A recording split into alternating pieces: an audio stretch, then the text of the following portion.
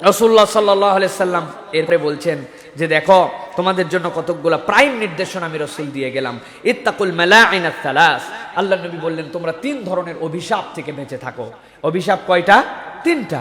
কিলা ইয়া রাসূলুল্লাহ মাল মালাইন, সাহাবায়ে কেরাম বলেন ইয়া রাসূলুল্লাহ অভিশাপ কি? অভিশাপ ইয়া রাসূলুল্লাহ, সেটা কি ধরনের অভিশাপ? আল্লাহ নবী বললেন এটা করলেই তোমার উপরে অভিশাপ হবে। কি অভিশাপ? কিলা মাল মালাইন ইয়া রাসূলুল্লাহ, অভিশাপটা কি? আল্লাহ নবী সাল্লাল্লাহু আলাইহি সাল্লাম বললেন ক্বাল আন ইয়াকউদা আহাদুকুম ফি যিল্লিন ইয়াস্তাযিল্লু ফিহি আও ফি তারিকিন আও ফি নাকইমাইন আও আল মাওয়ারিদ। রাসূল সাল্লাল্লাহু আলাইহি সাল্লাম বললেন কোনো ব্যক্তি যদি মানুষ যে জায়গায় বসতে পারে, মানুষ যে জায়গায় বিশ্রাম করতে পারে, ছায়া সুশীতল একটা জায়গা আছে, এর নিচে যদি প্রস্রাব করো, পায়খানা করো। 2 নম্বর, কোনো ব্যক্তি যদি রাস্তাঘাটে ফুটপাতে তোমরা যদি প্রস্রাব পায়খানা করো। আর 3 নম্বর, রাসূলুল্লাহ সাল্লাল্লাহু আলাইহি সাল্লাম বলেন আও ফি নাকইল মা, যে জায়গাতে জলাধার আছে, এই ওই জলাধারের কোনায়, পাশে, উপর থেকে জলাধারের মধ্যে তোমরা এই 3 জায়গায় যদি মলমূত্র ত্যাগ করো, আমি রাসূল বললাম তোমার উপরে আল্লাহ এবং তার ফেরেশতাদের অভিসম্পাত পতিত হতে থাকবে। নাউযুবিল্লাহি মিন যালিক। ভালো করে বুঝে নেই প্রিয় ভাইরা, এই 3টার মধ্যে অনেক বড় নির্দেশনা আছে। প্রথমটা কি বললেন আল্লাহ রাসূল সাল্লাল্লাহু আলাইহি ওয়াসাল্লাম?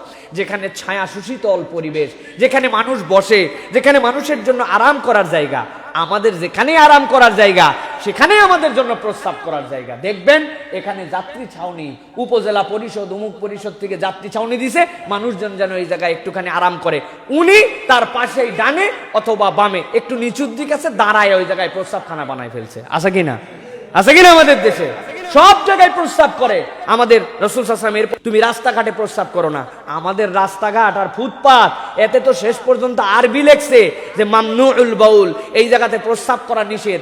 লোকজন চিন্তা করছে বাপ রে বাপ, কোরআন শরীফের বোধহয় কোনো আয়াত লেখছে, এই মনে করে তাও 2-1 প্রস্রাব করতে একটু ভয় পায়। চলেন নাই? আমাদের ধর্ম মন্ত্রণালয় থেকে এই উদ্যোগ নিয়ে এই কাজ করছে যে প্রস্রাব ঠেকানো যায় না, রাস্তাঘাটে দাঁড়ায়া এইগুলা প্রস্রাব করার। বেশিরভাগ যেইগুলা দাঁড়ায়া মুতনেওয়ালা এগুলা বেয়াদবের এগুলা মহা বেয়াদব এগুলা। কারণ বসে দাঁড়া প্রস্রাব করে, তাদের ন্যূনতম ধর্মীয় একটা অনুভূতি আছে। আর এনারা তো কোনো অনুভূতি নাই, কিচ্ছু নাই এনাদের অনুভূতির মধ্যে। প্রিয় ভাইরা, দাঁড়ায় কুত্তার মতো প্রস্রাব করে দিল যেখানে সেখানে।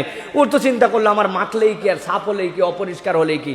এমনকি আমি তো বিরক্ত হয়ে গেছি, সারা দেশে সফরে যাই, বিভিন্ন জায়গায় যাই, প্রত্যেকটা জায়গাতে যেগুলো হাইওয়েতে যেগুলো রেস্টুরেন্ট আছে, হাইওয়েতে যেগুলো টয়লেট আছে, বিভিন্ন জায়গায় যেখানে বসে করা এবং দাঁড়ায় করার জন্য পার্থক্য করা আছে, তারপরেও এক ধরনের বেয়াদব, অশিক্ষিত এই ধরনের লোকগুলা। শিক্ষিত কিন্তু এদের মধ্যে শিক্ষার সে জায়গাটা জাগ্রত হয় নাই। আমরা বসে করি, আমাদের কাপড়ে যেন না লাগে, নামাজ পড়তে হয়, উনারা ওর মধ্যেও দাঁড়ায় প্রস্রাব করে। আছে কিনা? ওখানেও দাঁড়ায় প্রস্রাব করবে ওরা। আমরা যে বদনাটা নিয়ে পানি ব্যবহার করব, ওই বদনাটা পর্যন্ত নাপাক করে যায়, কারণ ওর তো পানি নেওয়ার কোনো চিন্তা নাই। ও দাঁড়ায় প্রস্রাব করে কুত্তার মতো চলে গেল। মানুষ হলে মানুষের মতো আচরণ করতে হবে। প্রিয় ভাইয়েরা, আপনার যদি এক্সকিউজ থাকে যে আপনি দাঁড়ায়েই প্রস্রাব করতে, আপনি বসতে পারেন না, রাসূলুল্লাহ সাল্লাল্লাহু আলাইহি ওয়াসাল্লাম জীবনে একবার দাঁড়ায় প্রস্রাব করেছেন, সেটার জন্য জায়েজ আছে উম্মতের জন্য। কেন? যে তার এক্সকিউজ আছে, সে বসতে পারে না, তার মানে তারপরেও জোর করে বসতে হবে, না হলে তার ঈমান চলে যাবে, এরকম নয়। কিন্তু এক্সকিউজটা কি আপনার এক্সকিউজ তো কিছুই নাই। আপনি দাঁড়ায় প্রস্রাব করাকে আপনার অভ্যাস বানায় ফেলছেন। প্রিয় ভাইয়েরা, মেহেরবানি করে এখান থেকে বাঁচার চেষ্টা করেন, তাছাড়া আল্লাহ রাব্বুল আলামিনের লানত আপনার আমার উপরে যাবে। তাহলে প্রথম লানত কি? ছায়া সুশীতল জায়গায় প্রস্রাব করা যাবে না, যে জায়গায় মানুষ বিশ্রাম করে, যে জায়গায় মানুষ আরাম করে, যে জায়গায় সুন্দর একটা গাছ আছে, তার আশপাশে প্রস্রাব করা যাবে না। 2 নম্বরে কি? রাস্তার মধ্যে, ফুটপাতে, ইমানদার মুসলমান তো দূরের কথা, কোনো মানুষ হিসাবে ইসলামের নির্দেশনা, সেই জায়গায় মলমূত্র ত্যাগ করতে পারে না। আর 3 নম্বর নাকাইল মা, এমন একটা জায়গা, জলাধার, এমন একটা সুন্দর পুকুর, এমন একটা সুন্দর ডোবা আছে, দেখে মনে হচ্ছে এটা মনে হয় কেউ আবাদ করে না, এটা কেউ কিছু করে না।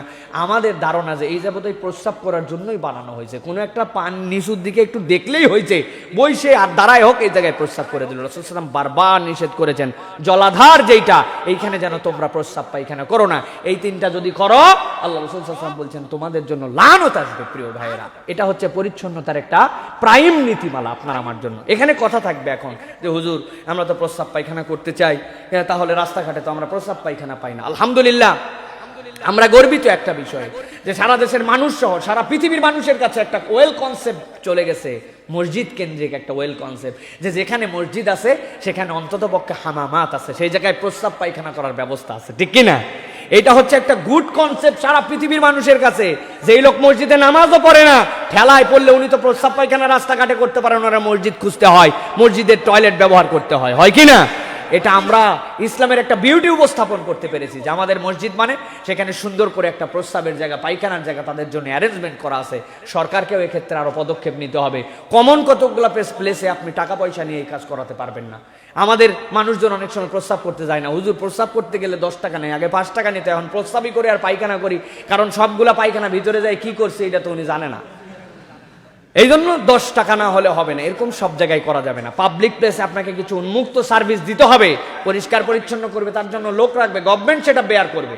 কিন্তু সব জায়গাতে আপনি টাকা নেবেন, পাবলিক টয়লেট মানেই টাকা, তাহলে এবার পাবলিক কেমনে নাম হইলো এটা? সুতরাং এই ক্ষেত্রেও আমাদেরকে সচেতন হতে হবে প্রিয় ভাইয়েরা।